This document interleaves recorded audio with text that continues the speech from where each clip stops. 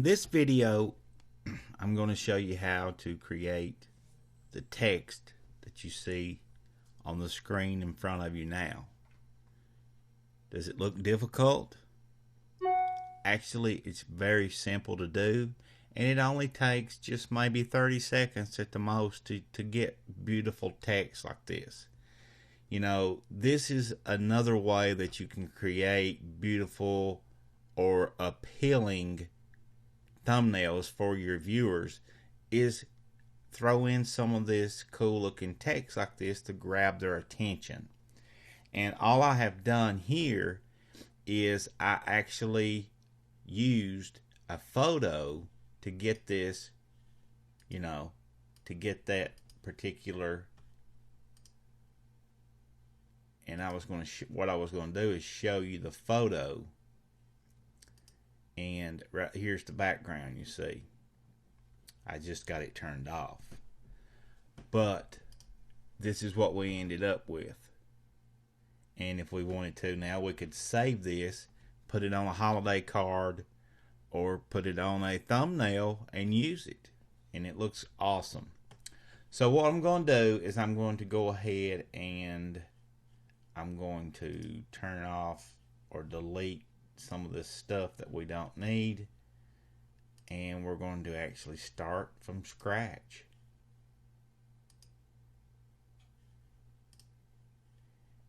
Okay, so I'm going to delete that one, and then from here we're going to start new. 1280, 720. You'll be remembering that dimension in your sleep. So what you need to do first, guys, is just get your size that you want to have your thumbnail. That way it gives you something to work with as far as text. So now from here I'm just going to come in here and type in happy holidays, and we'll get the move tool here back, and I'm going to Command T this to make it a much larger. And as you can see now, it's much larger. And when you're using a clipping mask in your text, you always want to use really thick, broad text, or you won't be able to see the photo inside. So for this instance here, you see I'm going to we'll turn this on black because it's just easier to read. But anyway, now we got to get our image in here.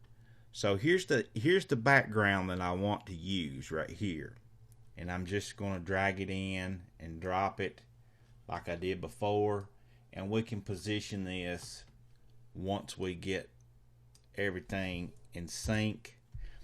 So now that you have that on there, you want your image on top.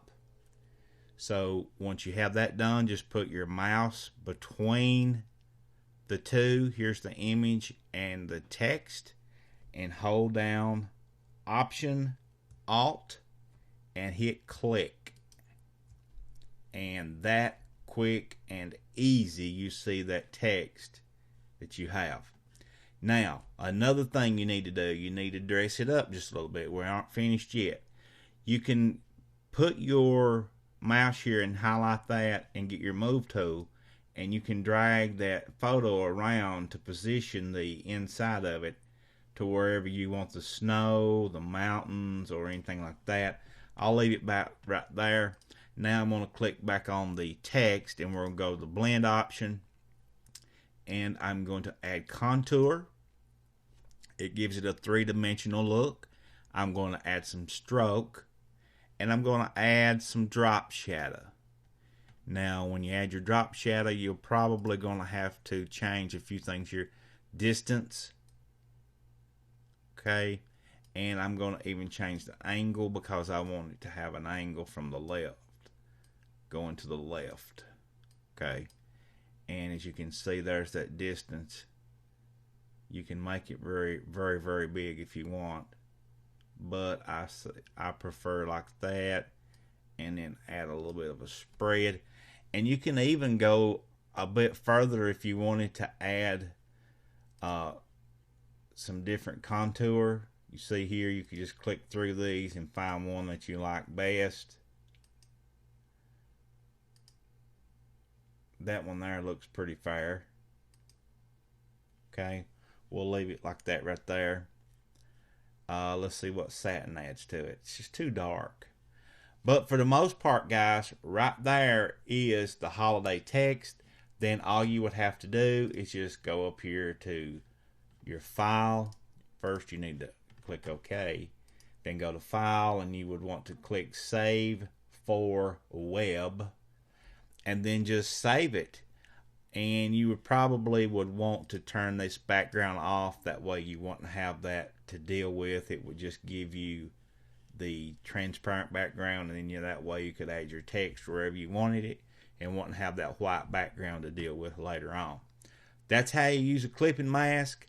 I know a lot of people think it's very hard to do, but in the end, it's very simple.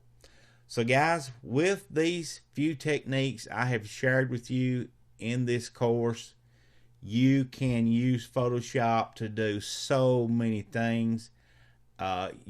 You sort of got two courses together in one.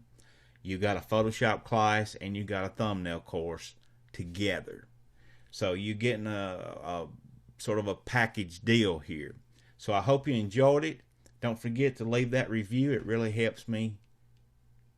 Thanks for everything that you've done.